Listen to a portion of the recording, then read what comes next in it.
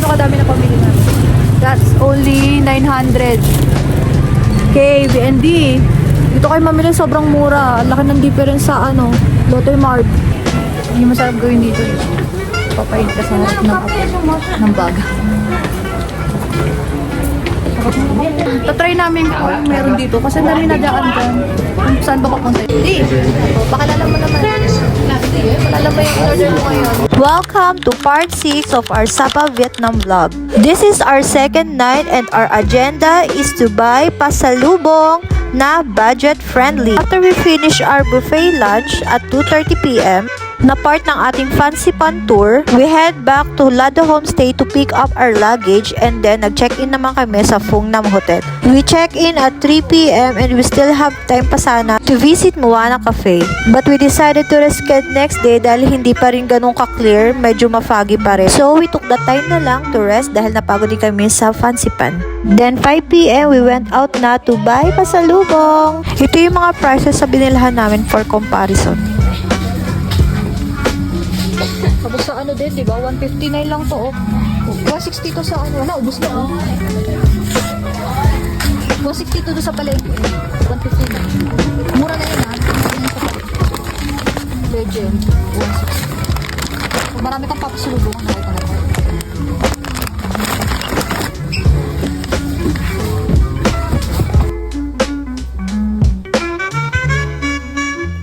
Cappuccino mocha. 66. Cappuccino lang ba? Ito. Try lang ako. May maliliit. 60. Ilang grams to? 200. Cheaper if mas madami kayo bibilihin na G7 kasi 800 grams is 159k only. Ito masarap daw to. Yung Nescafe na yellow. Suado. Ewan ko lang yan ba yun o ito. Di, cold kasi yun. Ang laki naman. Magkano? 59 lang. 59k. Ito, Based sa comparison namin, nasa 10k to almost 20k na cheaper ang mga prices dito.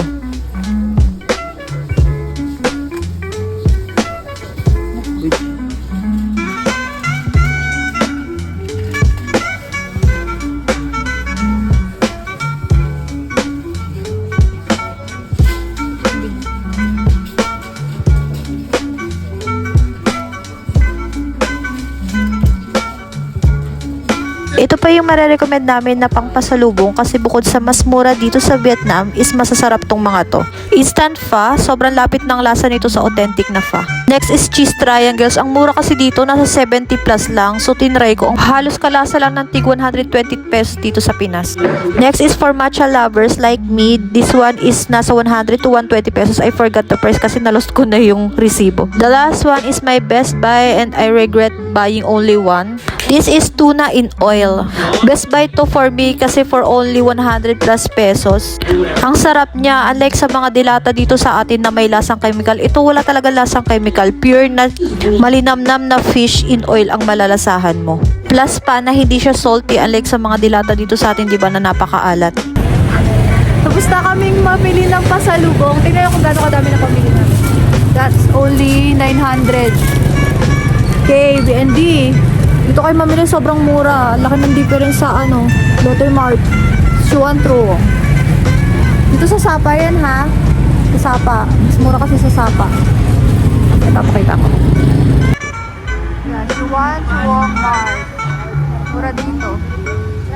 After buying pasalubong, we went out again for another inihaw night. Doon ulit kami kakain sa tabi ng Sapa Star Hotel pero sa ibang tindera naman. Since sa Phung Nam Hotel na nga kami naka-check-in, 3-minute walk lang going there. Let's go na. Hindi kami magdi-dinner na. Kasi, busog pa kami sa buffet kanina. Pero mag-barbecue. Babalik kami doon sa kinain na namin kagabi. Pero sa ibang naman, nagtitinda. Kapag-comparing ko yung pizza nila, saka yung sausage. Sarap kasi talaga doon. Saka saan na nakaupo ka sa tapat ng apoy, no? Ang lamig-lamig kasi. Ang tawag doon? Busy. Busy ang dito, trap. Sobrang dami na daan. Unlike doon sa Lado Homestay. Sobrang dami dulo na kasi yun, so wala masyadong nadaan. Ito kasi daanan talaga to.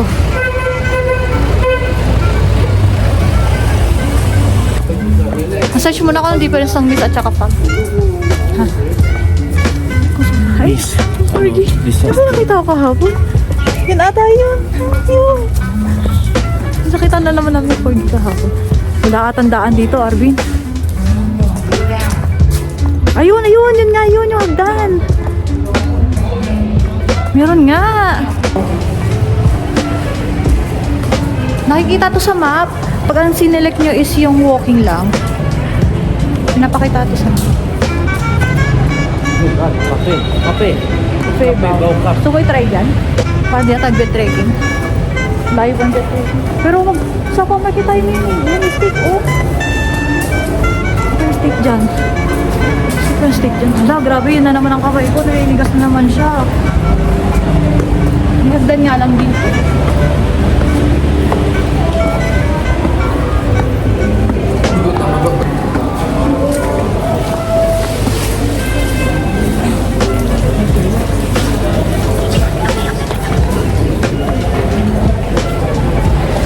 Hirap parang kumain ngayon. Maano? Punta ka ng aso. Bob. Okay. 3,000. Okay. Turkey? Okay, turkey.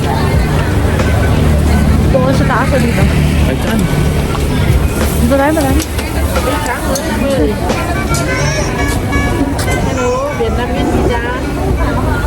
Sausage beef. Deliver siya sa dito.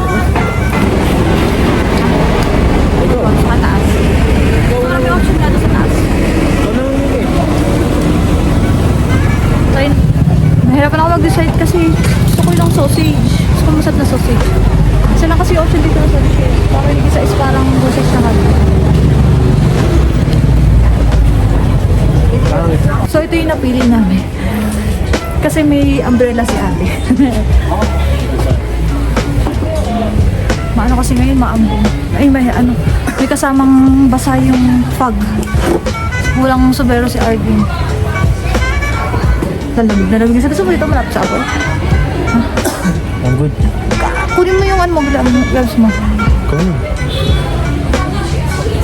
So, in-order ulit namin yung sausage tsaka yung pizza. Pizza? Hindi masarap gawin dito. Papait ka sa harap ng baga.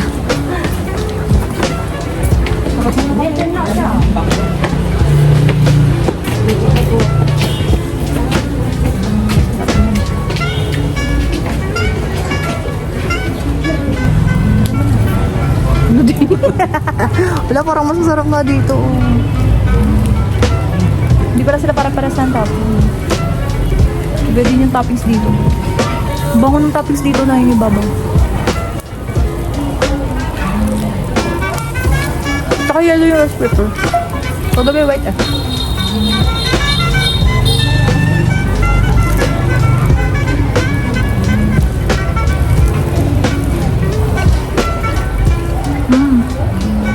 Gusto nga yung ibabaw yung toppings dito ng parang meat, mga fish dito.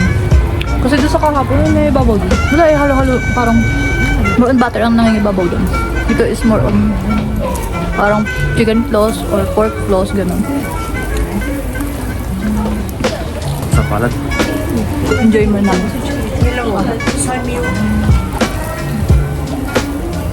Ito na ang sausage. Ito sausage dito. Laho, makalaki doon. Okay.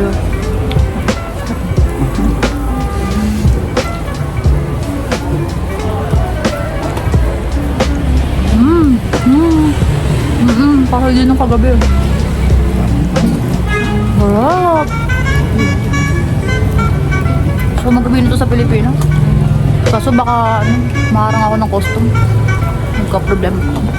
Ang gagawin doon, kapag ka may bawal na baggage. Ang ginagawa, pagka may bawal sa baggage. Hindi man. Yun lang.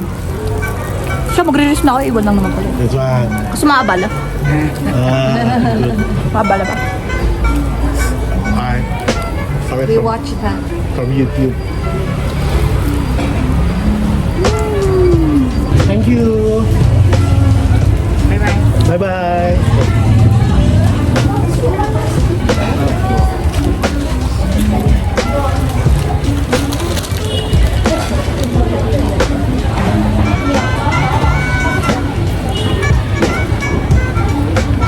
We also watch you on YouTube. You're very, how do you call that? Famous. You're famous in the Philippines. You're famous in the Philippines because of YouTube. We also watch you.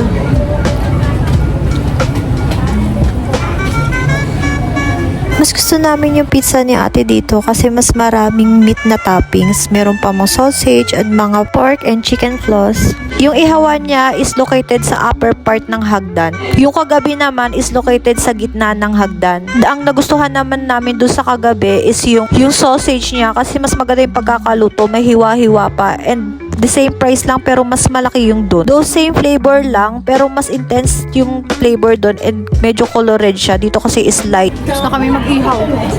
Pupunta. Tatry namin kung meron dito kasi ang dami na dyan dyan. Kung saan ba papunta yan. Pero pili ko. Ito pala siya. Hindi ko alam. Ayan na, oh. Sapa Square yan. Sapa Square. Ayun, oh. Sapa Square yan, ah. Tama, di ba? Yes. Oo, Sapa Square nga. Diba? I'm correct. Kasi may daan dito. Pupunta sa Sapa Square. After barbecue at ihaw dito kami sa coffee. Nandun sa labas. Okay. Hindi. Pakilala mo naman. Pakilala mo yung order mo ngayon. Hindi mo na kami na-coffee kasi grabe yung namin kagabi. Tapang. Parang nagkapili tayo ngayon. Nagkapili pala kami kanina sa buffet.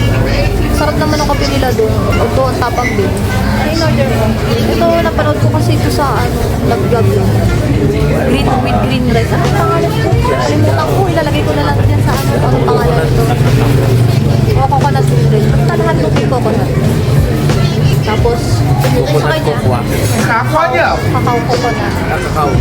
Tapos, croissant agad. Sa croissant nila dito sobrang sobrang lambot. That's all for tonight. Thank you for watching. Kindly subscribe to our channel dahil tomorrow pupunta naman tayo sa Moana Cafe and Katkat Village. Ito yung pinakamasarap at pinakasulit na nakainan namin sa Sapa. Yan na yung balls! Sarap sa tenga. Parang mga sleeping music. Ha?